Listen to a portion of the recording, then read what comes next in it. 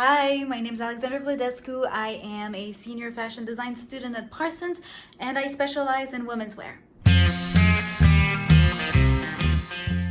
So both of my parents grew up in communist Romania, which was one of the most oppressive totalitarian regimes you could ever imagine.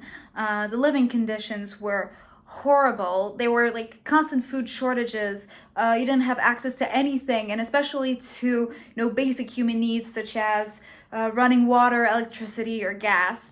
And it got so bad that eventually the Romanian people revolted against the government.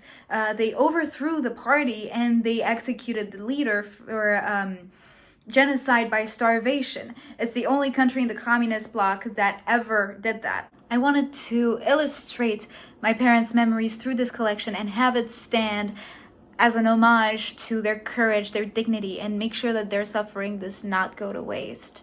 So I wanted to oppose brutalism and femininity, power and vulnerability, and create a pathway between streetwear and haute couture. This collection involves a huge amount of handiwork and craftsmanship. First of all, in the materials. Every single fabric for this collection has been modified and has had several layers of treatment applied onto it, whether it be beading, weaving, embroidery, homemaking, knitting, paint pouring, and the finishes too. All the finishes are made by hand. Fabrics and materiality is really how I am attempting to communicate my concepts, basically. So I would say that I was really lucky in the sense that as soon as I knew that the lockdown was going to happen, I immediately went to the garment district and got all my materials, everything that I needed. So I wasn't lacking in that respect.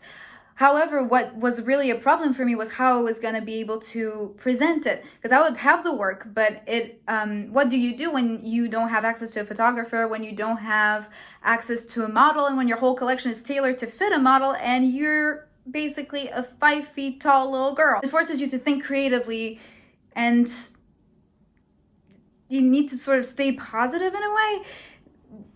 I mean, the conditions out there are whatever they are. You can't change that. I can't change that. What I can do is change my attitude about it. And figure out how do I turn this situation into a blessing. So in the end, it was a really great exercise to be able to work under such constraint, and it sort of worked out for the best conceptually for me, because it put me in a very similar situation than my parents were when they grew up in Romania and they didn't have access to anything. But in the end,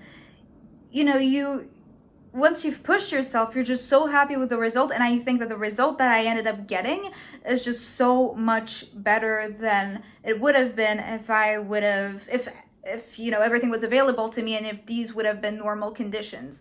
It pushed me past my own limits, and I think I improved a lot in terms of as a designer and also as a creative thinker generally. So given that there aren't any in-person graduation exhibitions this year, you have to present your work digitally. So I made a video where I explained my collection as thoroughly as I possibly could. Post-graduation dreams.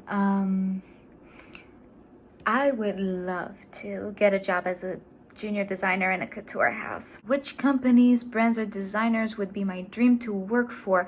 Well, I've made a list, but actually what I really wish is just to work in the company where I'll be able to improve the most, learn the most, and just bloom as a designer and eventually open up my own fashion house.